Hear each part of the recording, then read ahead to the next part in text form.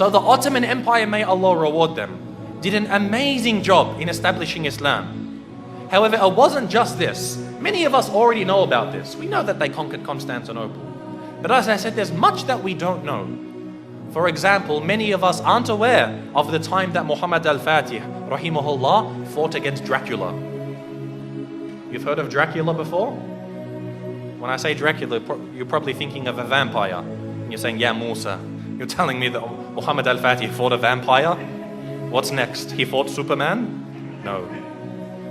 Dracula was a real man. There was a real man named Dracula, and he ruled over the southern part of the country of what we call today Romania.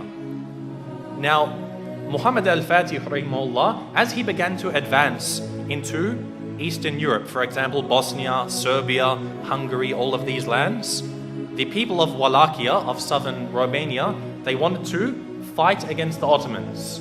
However, they were very weak, and so they had to make a peace deal with him.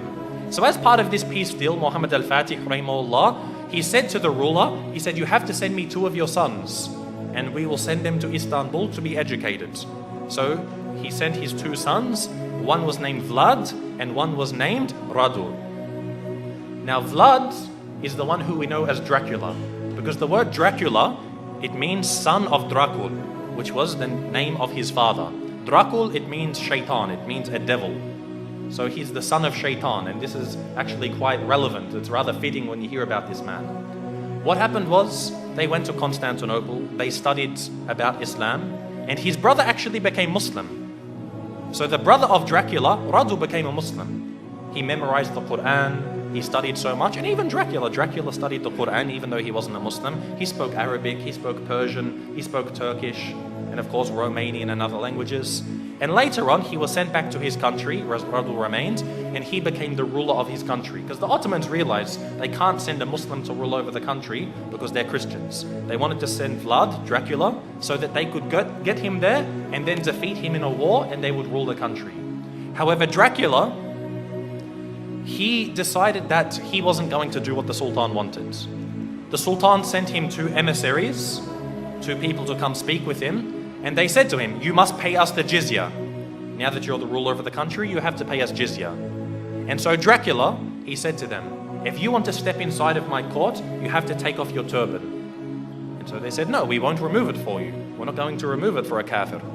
So he said, take it off. Again, they refused.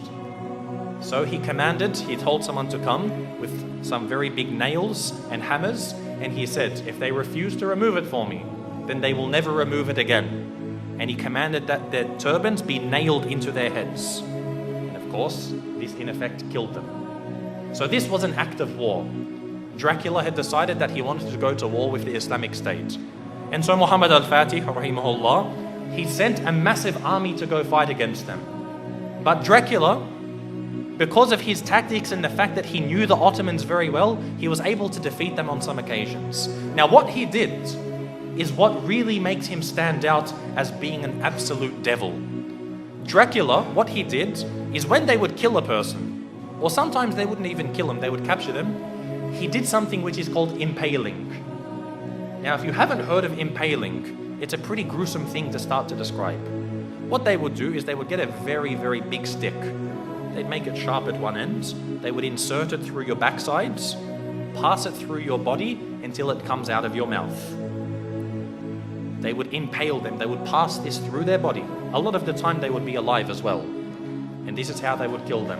And then they would put this in the ground, then impale the next person, put him next to him. And the Ottoman army, when they went to go check on their troops, they found that on one of the very long roads leading to the capital of this area, they found 20,000 Muslims impaled along the sides of this road.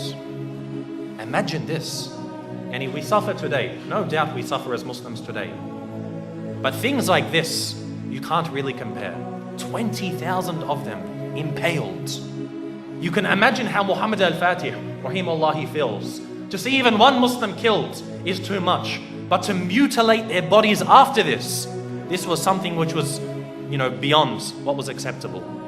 And so he decided to send Radu, who was the brother of Dracula. He sent him to go fight against his own brother. And eventually Radu, rahimahullah, he was able to actually eventually catch up with his brother. This is after he commits so many more atrocities. Even the Christians, they started to back off from him. Because what happened was he, being Romanian, he was Orthodox, he wasn't Catholic. But he actually said to the Pope, he said, if you give me some more troops, I'll become a Catholic for you. Anything you want, I'll change my religion for you. He couldn't care. He wasn't a man of true belief. He was only a man of pragmatism on the battlefields.